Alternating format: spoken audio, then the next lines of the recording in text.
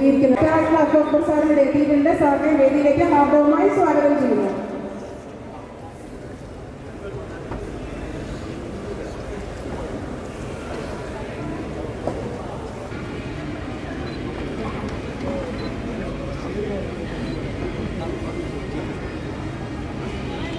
Mughal mall ബഹുമാനിക്കുകയാണ് നടക്കുന്നത്.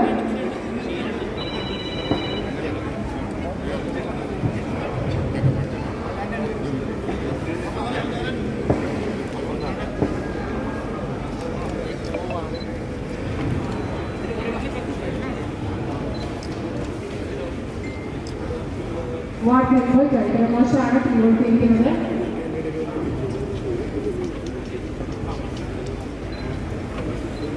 Film chamber secretary Jagat കൗണ്ടാണ് സാറാണ്.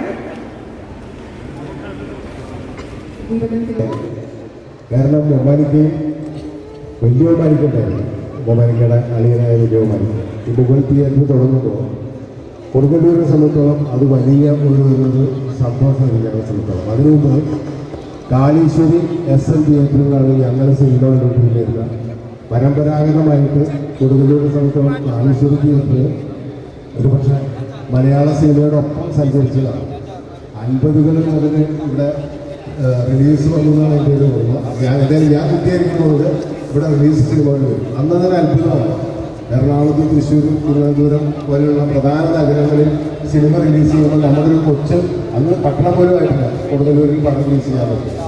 അതിനുശേഷം SN തിയേറ്റർ വന്നു. SN തിയേറ്ററിലേക്ക് അത്ര മുകളിലേക്ക് അന്നൊരു വലിയ കാഴ്ചയാണ്.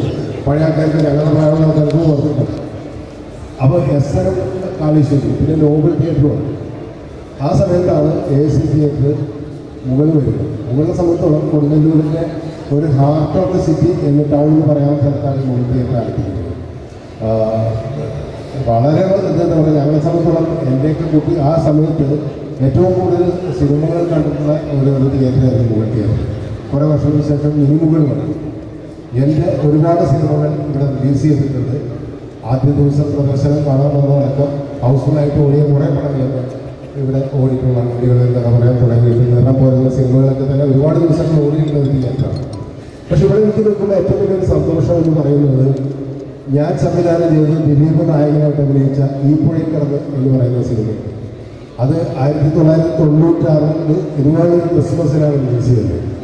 20-ാം തീയതി ഡിസംബർ 20-ാം തീയതിയാണ് 96 ഡിസംബർ 20-നാണ് റിലീസ് ചെയ്യുന്നത് ഈ പുഴയിൽ കടന്നു വന്ന സിനിമ.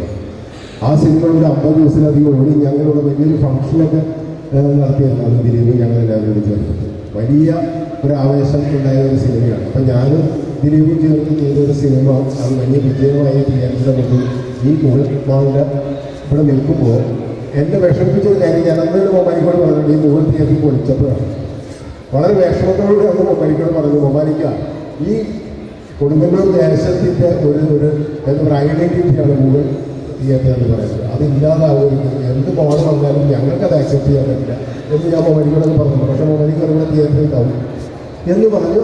തീർച്ചയായിട്ടും മോള് വന്നപ്പോൾ തന്നെ മോള് വന്ന ഉടനെ തന്നെ തിയേറ്റർ ഉണ്ടായി.